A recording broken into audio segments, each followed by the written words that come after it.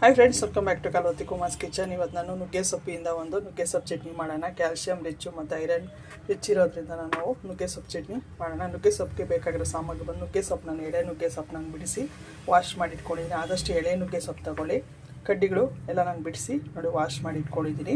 ತುಂಬ ಬಲ್ತಿರೋದಾದರೆ ಸ್ವಲ್ಪ ನಮಗೆ ಮಿಕ್ಸಿನಲ್ಲಿ ಮೆತ್ತಲ್ಲ ಮತ್ತು ಕಹಿ ಹೊಡಿಯುತ್ತೆ. ಆದಷ್ಟು ಸ್ವಲ್ಪ ಎಳೆಯದಾದರೆ ನಮಗೆ ಬೇಗನೂ ನುಣ್ಣಗಾಗುತ್ತೆ ಮತ್ತು ಟೇಸ್ಟು ತುಂಬ ಚೆನ್ನಾಗಿರುತ್ತೆ. ಒಂದು ಕಪ್ ಅಂದರೆ ಒಂದು ಮುಷ್ಟಿ ಆಗೋಷ್ಟು ನಾನು ನುಗ್ಗೆ ಸೊಪ್ಪು ತೊಗೊಂಡಿದ್ದೀನಿ. ಮತ್ತು ಒಂದು 1/4 ಕಪ್ ಆಗೋಷ್ಟು ಕಾಯಿ ತುರಿ, ಒಂದು 1/4 ಕಪ್ ಆಗೋಷ್ಟು ನಾನು ಹುರಿದಿದ್ದ ಕಡಲೆಕಾಯಿ ಬೀಜ ತೊಗೊಂಡಿದ್ದೀನಿ. ಒಂದು ಅರ್ಧ ಸ್ಪೂನ್ ಆಗೋಷ್ಟು ಕಡಲೆಬೇಳೆ, ಒಂದು ಅರ್ಧ ಸ್ಪೂನ್ ಆಗೋಷ್ಟು ನಾನು ಉದ್ದಿನಬೇಳೆ ತೊಗೊಂಡಿದ್ದೀನಿ. ಮತ್ತು ಒಂದು 4 ಹಸಿಮೆಣ್ಸಿನ್ಕಾಯಿ, ಸ್ವಲ್ಪ ಕೊತ್ತಂಬರಿ, ಬೆಳ್ಳುಳ್ಳಿ ಒಂದು 6-7 ಹೆಸರು ತೊಗೊಂಡಿದ್ದೀನಿ ನಾನು. ಜೀರಿಗೆ ಒಂದು ಅರ್ಧ ಸ್ಪೂನು, ಹುಣಸೆಹಣ್ಣು ಬೇಕಾಗುತ್ತೆ, ಮತ್ತು ರುಚಿಗೆ ತಕ್ಕಷ್ಟು ಉಪ್ಪು ಬೇಕಾಗುತ್ತೆ, ಸ್ವಲ್ಪ ಎಣ್ಣೆ ಬೇಕಾಗುತ್ತೆ. ಮೊದಲಿಗೆ ನಾವು ಕಡಲೆಬೇಳೆ, ಉದ್ದಿನಬೇಳೆ, ನುಗ್ಗೆ ಸೊಪ್ಪು, ಹಸಿಮೆಣ್ಸಿನ್ಕಾಯಿನ ನಾವು ಎಣ್ಣೆಯಲ್ಲಿ ಸ್ವಲ್ಪ ಫ್ರೈ ಮಾಡ್ಕೊಬೇಕು. ಒಂದು ಬಾಣಲಿ ಅಥವಾ ಒಂದು ನಾನ್ ಸ್ಟಿಕ್ ತವ ತೊಗೊಂಡು ಒಂದು 2 ಸ್ಪೂನ್ ಆಗೋಷ್ಟು ಎಣ್ಣೆ ಸೇರಿಸ್ಕೊತೀನಿ ನಾನು.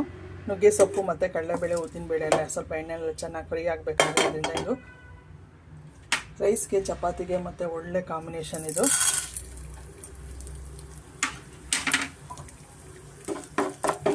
ದೋಸೆಗೆ, ಇಡ್ಲಿಗೆ ಎಲ್ಲಕ್ಕೂ ಸೂಟ್ ಆಗುತ್ತೆ ಇದು. ರೈಸ್ಗೂ ತುಂಬ ಚೆನ್ನಾಗಿರುತ್ತೆ.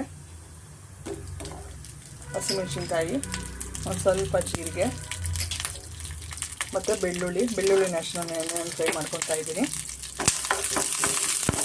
ಮೀಡಿಯಮ್ ಫ್ಲೇಮಲ್ಲೇ ಸ್ವಲ್ಪ ನಾವು ಕೆಂಪಾಗಿ ಫ್ರೈ ಮಾಡ್ಕೊಬೇಕಾಗುತ್ತೆ.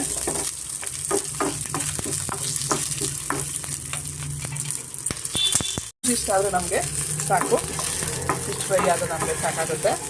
ಇವಾಗ ನಾವು ನುಗ್ಗೆ ಸೊಪ್ಪು ಸೇರಿಸ್ಕೊಳ್ಳೋಣ. ಒಂದು ಮುಷ್ಟಿ ಆಗೋಷ್ಟು ನುಗ್ಗೆ ಸೊಪ್ಪಿದೆ.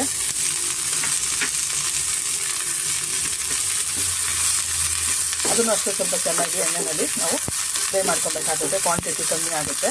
ಸ್ವಲ್ಪ ನಾನು ಎಳೆ ಕಡ್ಡಿನ ಯೂಸ್ ಮಾಡಿದ್ದೀನಿ ನುಗ್ಗೆ ಸೊಪ್ಪುದು. ಸ್ವಲ್ಪ ಕಡ್ಡಿ, ತುಂಬ ಬಂತಿರೋದು ಯೂಸ್ ಮಾಡಿಲ್ಲ. ಸ್ವಲ್ಪ ಕಡ್ಡಿ ಅಂಥದ್ದು ಮುಂದೆ ಭಾಗ ಸ್ವಲ್ಪ ನಾನು ಕಡ್ಡಿ ಯೂಸ್ ಮಾಡಿದ್ದೀನಿ. ಸ್ವಲ್ಪ ಮೀಡಿಯಮ್ ಫ್ಲೇಮಲ್ಲೇ ಸ್ವಲ್ಪ ನಾವು ಎಣ್ಣೆಯಲ್ಲಿ ಹುರ್ಕೋಣ. ಸ್ವಲ್ಪ ಒಂದು ಅರ್ಧ ಸ್ಪೂನ್ ಆಗೋಷ್ಟು ಉಪ್ಪು ನೀವು ನೋಡಿ ಹಾಕ್ಕೊಳ್ಳಿ. ನಾನು ಒಂದು ಅರ್ಧ ಸ್ಪೂನ್ ಆಗೋಷ್ಟು ಉಪ್ಪು ಸೇರಿಸ್ತಾ ಇದ್ದೀನಿ.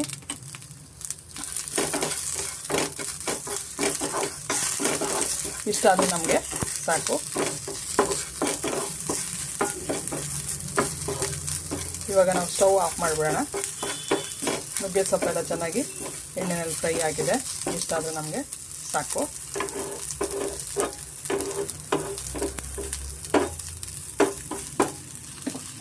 ಸ್ಟವ್ ಆಫ್ ಮಾಡಿಬಿಟ್ಟು ನಾವು ಕಾಯಿ ತುರಿ ಸೇರಿಸ್ಕೊಳ್ಳೋಣ. ಕಾಯಿ ತುರಿನ ಅಷ್ಟೇ ಸ್ವಲ್ಪ ನಾನು ಈ ಮಿಶ್ರಣ ಇದೆಯಲ್ಲ, ನುಗ್ಗೆ ಸೊಪ್ಪು ಮತ್ತು ಕಡಲೆಬೇಳೆ, ಉದ್ದಿನಬೇಳೆ, ಬೆಳ್ಳುಳ್ಳಿ ಮಿಶ್ರಣ ಇದೆಲ್ಲ ನಾನು ಸ್ವಲ್ಪ ಫ್ರೈ ಮಾಡ್ಕೊಳ್ತೀನಿ. ಟೇಸ್ಟ್ ಆದಷ್ಟು ಕಾಯಿ ತುರಿ ನೀವು ಫ್ರೆಶ್ ಯೂಸ್ ಮಾಡ್ಕೊಳ್ಳಿ. ಮತ್ತು 1/4 ಕಪ್ ಆಗೋಷ್ಟು ಕಡಲೆ ಬೀಜ ರೋಸ್ಟ್ ಮಾಡಿರೋದು ಅಷ್ಟೇ. ಸ್ವಲ್ಪ ನಾನು ಹಾಗೇನೆ ಬಿಸಿನಲ್ಲೇ ಸ್ವಲ್ಪ ಸ್ಟವ್ ಆಫ್ ಮಾಡಿಬಿಡ್ತೀನಿ. ಸ್ವಲ್ಪ ನಾನು ಬಿಸಿ ಮಾಡ್ಕೊತೀನಿ.